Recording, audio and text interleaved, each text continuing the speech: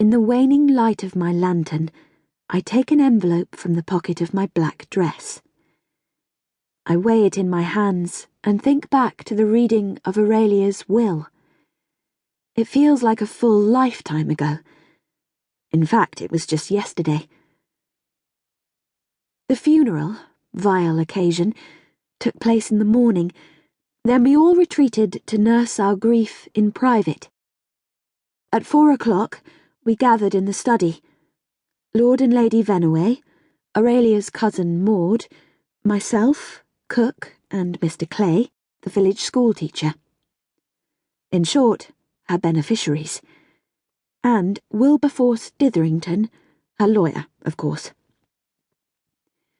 It was a room well befitting the sombre occasion. Indeed, the whole house, though splendid, is grim and austere. A new visitor to Hatville might be deceived by the grounds, which are vibrant, lavish, and vast.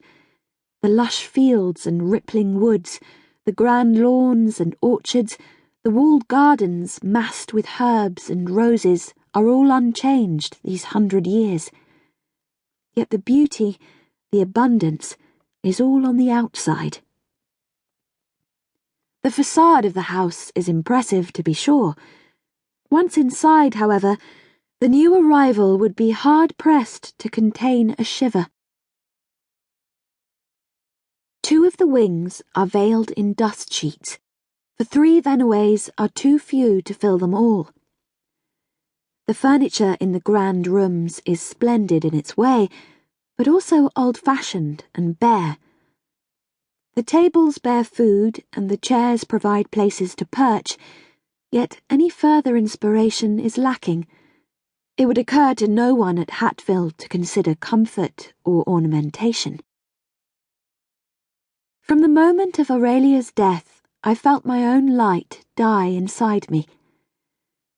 So the Amy Snow who stood yesterday in the corner of the gloomy study, most despised of all present, could no longer feel the excoriating looks shot her way. Mr. Ditherington read to us how Aurelia wished to dispose of her personal fortune, and the words blew over me like sand. Sums of money, he intoned, had been distributed to the various philanthropic causes Aurelia supported: the Society for the Education of the Lower Classes, the Surrey Anti-Cholera Movement, the Alliance for the Promotion of Humane Housing for the Destitute, and so on. Aurelia's parents gazed out of the window, as ever unenthused and mildly disconcerted by Aurelia's charities. Then Mr. Ditherington came to the more personal bequests, and the Vennaways paid attention once more. Mr. Clay trembled when he heard the sum she had bequeathed to his little school. It would mean repairs, supplies, extension, his long-held dream come true. Cousin Maud was delighted to receive all of Aurelia's sumptuous dresses, bonnets, and cloaks.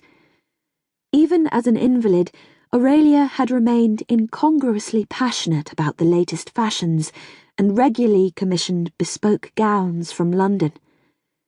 She had always been considerably, justifiably, vain. Cook wept when she heard that Aurelia had left her several items of jewellery, including her gold and ruby heart-shaped locket.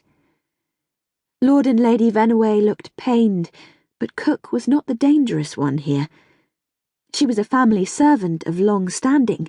It was inevitable that Aurelia should have some affection for the woman.